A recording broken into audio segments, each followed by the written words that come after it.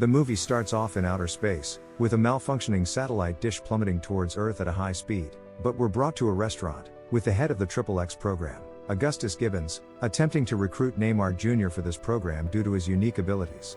Neymar seems very disappointed as he thought he was being asked to join the Avengers, therefore he denies the offer. Completely understandable. The plummeting satellite dish is shown again, but this time it's just miles away from Earth. Everyone is still oblivious to this, even though, in reality there would be 500 news channels reporting this. Anyway, Augustus gets up to pay for their meal, but the falling satellite dish crash lands outside and kills everyone. We skip to the CIA headquarters in New York City, where we're introduced to Serena Unger, who's clearly not supposed to be there as she is stealthily sneaking around, keeping out of sight of the workers. We're then introduced to Hawk, another member of Serena's team, dropping down from his hiding spot in the elevator. A massive conference meeting is happening on the top floor, with Jane Mark. She is leading this conference and begins explaining that the device she's holding, known as Pandora's box, is a highly powerful device that can be used to corrupt security operations, and this is what was used to crash the satellite that killed Augustus. Another one of Serena's team members, Xiang, is shown running and jumping off the roof of the opposite building, and breaking through the glass ceiling. He scrubs this off and steals the device, and then an amazing fight scene occurs, with Xiang picking off everyone with his gun, fly kicking people and even having time to do a cool backflip at the end. With everyone now dead, he rushes out of the room, just in time for the shutters to close right behind him. Everyone meets outside, including another member of the team, known as Talon, but they encounter an unknown assailant on a motorbike. The assailant starts to speed towards them and shoot, but with Talon having no fear, he turns into a gymnast and is able to kick the person of the bike, and hijack it. The next day, we're shown a massive radio tower with the main protagonist, Xander Cage, climbing up it as he needs to collect an electrical unit from the tower. He obtains this and sets an alarm on his phone, and rather than climbing back down the boring way, he locks his feet into his skis and launches of the radio tower. He lands on a steep hill and continues to ski down it, somehow dodging all of the trees, but he's doing some really cool tricks so that makes it better. He finally lands on a shelter, with just over 7 minutes to go. The kids under the shelter hand him a skateboard and he starts riding down another steep hill going 50 miles per hour, but he makes it to the bottom, and with only 30 seconds left, he rushes to the end point and frantically attempts to set the device up, which he eventually does, but not for any heroic purpose, as he only wanted to get the football streaming on all TVs. The next day, we're brought to Santo Domingo, with Xander sitting on a park bench, observing a map, with red markings on it, assumably indicating where he wants to travel next. An older man sits himself beside Xander and sparks up a conversation, but eventually gets up to leave. Xander begins to observe his surroundings, until he notices a bag that was left by the old man. He picks it up and opens it, only to reveal a bomb that's set to detonate in just under 2 minutes. This is clearly a setup as armed police officers rush towards him. He does the smart thing and backs away with his hands up, but this was to only give the officers some hope as he disarms and elbows the officer closest to him. He starts shooting around him very sarcastically, like he knows what's going on. He shouts out for Gibbons to come out, but to Xander's surprise, it's Jane Mark. It's here where we find out that Xander faked his own death, but the only reason Jane knew he was alive was because Augustus Gibbons never stopped looking for him. They end up in a church, where Jane explains the attack that they encountered, and Xander actually seems very impressed with the level of skill and their lack of fear. She states that she needs him back in the XXX program to fight these assailants, and after a bit of convincing, he finally agrees. With no surprise, there is some more traveling, as we are now in London, as he needs to get a ghost hunter in his big furry coat, which, might I add, he looks very good in. But we're introduced to Ainsley, a close ally of Xander. He needs the location of someone, although it is not revealed who, but it's assumably the attackers who stole the Pandora's box, known as the Ghosts. Although she gives the location, she seems very hesitant as she explains the dangers of pursuing this mission. We're now on a military plane, with Xander, Jane and the team. Xander is messing around with Jane, saying that she's the reason that the country is in debt due to all of their gadgets, until a Xander Cage fangirl comes in, called Becky Clearidge. After Becky stops drooling over Xander, it's revealed that she worked closely with Gibbons and that she will be the support for the mission. After this, they walk down to the cabin to meet the team, and it's here we are introduced to one of the side characters called Paul Donovan, the captain of the team. They are trying to one-up Xander with their experience, but he fires back with all the cool stunts he's done. While they're talking, Xander attaches them all to some cargo and presses the big red button that deploys its parachute, sending them all flying out of the plane. He states that he did it because he did not want clowns watching his back, to which Jane responds curiously, asking him who he wants on his team. And it is here where we are introduced to the team that he would want, starting off with Adele Wolf, a professional sharpshooter. Following this, we are introduced to Tennyson Torch, a stunt driver, and Nyx, a famous DJ. Pretty random team, but whatever suits him. They all meet up and start their journey. Jane begins to explain the plan to the new members, including who they are up against and what they need to extract. They eventually make it to the Carmone Islands, where the ghosts are located. Xander explains his backstory, saying that he and his friends just want to get away for a few days so that he doesn't draw any suspicion. They give this man a crate of guns in exchange for their stay, but he says that 30% of the top gives the team the highest hospitality package, which Xander challenges and continues to lowball him. The man is clearly getting frustrated, but they come to an agreement and hug it out. After discussing the plan a bit more, Tennyson is made to stay on the boat for lookout while Xander and Nyx go to a club and while Adele sets up her sniper position in a tree. While they're scouting the area, Xiang is seen having a staring contest with Xander, which he notices and informs the other team members. But Xiang also notices who it is and informs Talon, who jumps off the balcony rather than just taking the stairs. But anyway, Talon begins to sneak towards Xander with a knife, but not very sneaky after all, as Adele is watching him through her sniper scope. He never makes it near to Xander as Nyx starts to do his DJ stuff, causing everyone to gather in the middle. Xander uses the distraction of all the people dancing to follow Xiang, but on the way there, Serena was standing there waiting for him. Rather than fighting or threatening her, he tries to riz her up, which she took wrong and pulled a gun on him, but he counters with a tiny pocket knife.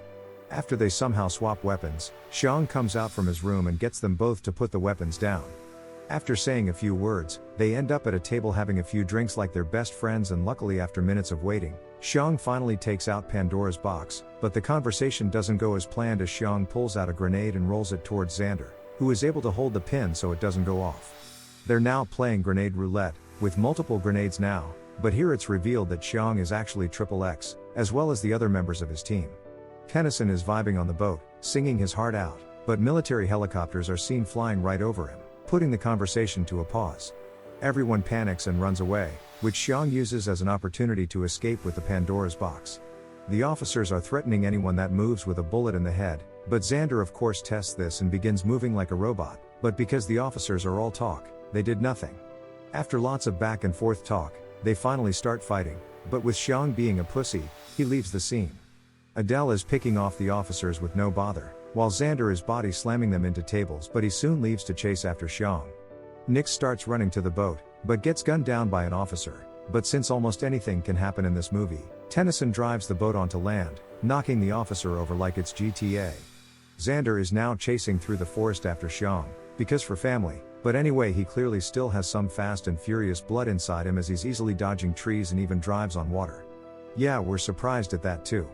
They're hitting waves, driving under waves and even surfing them, but it doesn't last for long as they are knocked off their bikes.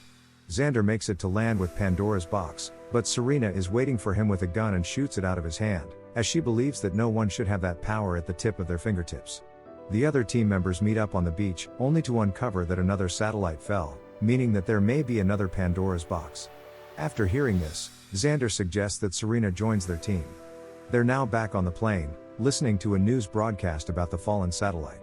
The person behind this attack is shown with an anonymous video recording, stating that all spy programs need to be dismantled within the next 24 hours, or they will drop one satellite every 24 hours. It's also revealed here that they were chasing a prototype of Pandora's box, rather than the real one. Major L for them.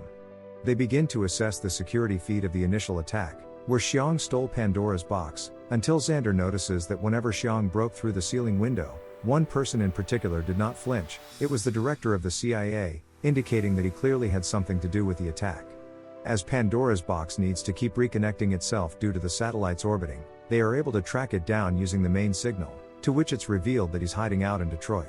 We skip to Detroit, where the team gets set up for their upcoming mission. Xander and Serena are getting set up in a different location, but while they're talking about their embarrassing tattoos, Becky radios in stating that Pandora's box has been located on the top floor of a building. The director of the CIA is then shown, activating Pandora's box, but luckily Becky is able to jam the signal, but only for a few minutes. They're rushing to the location, but encounter a roadblock as a result of a grid lock, but it turns out that Xiang, Hawk and Talon were also caught up in the roadblock. They begin fighting, but of course Xiang runs away from the fighting again and jumps off the bridge onto a moving truck, but Xander follows. He is able to get onto the truck that Xiang is on and tackles him off, but they land on another car, which emergency stops and they both fly off. Everyone is now playing a massive game of chases, but with Xander and Xiang running in traffic, they both get hit by a couple of cars. During all this commotion, the CIA director attempts to reconnect to another satellite, meaning that Becky will no longer be able to jam the connection. However, at this point, they are both up on the top floor, with the director nowhere to be seen, but he was a silly Billy and left Pandora's box. But they were pranked as the director appears literally from nowhere with a gun. I mean literally nowhere, I can't see any hiding spots. But anyway, Adele is getting her sniping position ready in the opposite building, but she's not able to get a clear shot, so she turns on thermal, but with the heating on in the room, this does nothing. Xander then moves closer to the window to secretly inform Adele of the director's location. And with aimbot on, Xander moves his finger and Adele shoots right between that small gap, headshotting the director. Soon after this, Jane and her team bust through the door, guns pointed, demanding that Xiang gets on his knees. He does this and is put in cuffs, while Jane collects Pandora's box and walks out. Xander follows Jane and her team back to the military plane, when she gets a phone call from an unknown source. She explains how well XXX performed, but her mood changes suddenly, indicating that she might have to do something she doesn't want to do, which in this case is to eliminate Xander Cage, as well as every other member of the XXX program. Armed guards pull up on the other team members' hideout, but we're brought back to Jane and her team pointing their guns at Xander. She explains her plan to spy on everyone in the world before she puts 3 bullets in Xander's chest. However, he in fact did not die, as he was saved by the body armor that Becky put on him earlier in the movie. They knock out the guard that was on lookout. While this is going down, Xander's team are under fire by the armed guards, but Xander is able to call Serena to warn them that Jane will be dropping a satellite on them. Luckily, Becky will be able to jam the signal, but the one problem is that she needs a power source, which she can only get if she runs out in the line of fire. She tucks away any fear and runs for her life towards a power unit, which she gets to safely. She plugs the jammer into the power source and successfully jams the signal to Pandora's box. Xander and Xiang are making their way through the plane, fighting off anyone they see, but during an amazing fight scene with an off-brand G.I. Joe, they accidentally shoot the pilot of the plane and it descends at a high speed. But this doesn't stop them as they continue to fight while floating about like a pair of balloons. Back to the other team, they are picking off the armed guards like it's no problem, but more and more keep arriving, so they are forced to fall back, but at this point, they are now trapped in with no ammo left. With no other choice, they plan to test their luck and run, but they are saved by Darius, who uses his grenade launcher to kill the attackers. We're then brought back to the plane, which is still descending, but Xander gets to the cockpit and is able to steady the plane out again, but Xiang is now out of ammo and Jane uses this opportunity to shoot him. He opens the cargo door before he falls to the ground, and Jane uses Pandora's box to drop another satellite. However, with Jane distracted, Xiang deploys a parachute that is attached to Jane's foot, shooting her out of the plane. Xander is in control of the plane now and begins to fly upward towards the falling satellite. It's getting closer, so he leaves through the cargo door like a badass, causing for a cool explosion scene. Now he's free falling without a parachute, but he's able to grab a hold of some cargo and deploy its main parachute. However, he still crash lands. The team arrive at the location that he crashed at, and somehow he survived that. The movie ends with them destroying Pandora's box once and for all, as well as attending Augustus Gibbon's funeral, but with a very unexpected guest.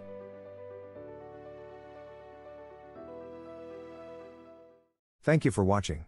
Be sure to like and subscribe, and remember to turn on notifications to get the best rap cinema updates.